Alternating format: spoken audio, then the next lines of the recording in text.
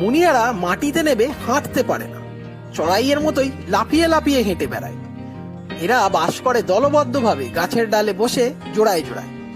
গায়ের সঙ্গে গা মিলিয়ে এরা গাছের ডালে বসে থাকে এবং দৃশ্যটি দেখার মতো তো বটেই। এই তিলা মুনিয়া ফসলের ক্ষেত, মাঠ, নলখাগড়ার বন, বাগান ও ঝোপে ঝাঁকে ঝাঁকে বিচরণ করে। মাঝে মাঝে 100 বা তারও বেশি পাখি ঝাঁকে দেখা যায়। মাটি, ঘাস বা ধানের মধ্যে এরা খাবার খোঁজে। এদের ঠোঁট খাটো, বেশ শক্ত। ধান বা অন্যান্য শস্যদানা মুখে রেখেই তা থেকে শক্ত খোসা এরা ছাড়িয়ে নিতে পারে। এছাড়া ঘাস, বীজ, রসালো ফল ও কীট পতঙ্গও এরা খায়।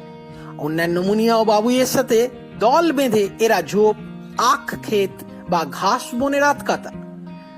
সচরাচর শ্রুতিকটু স্বরে ডাকে এরা।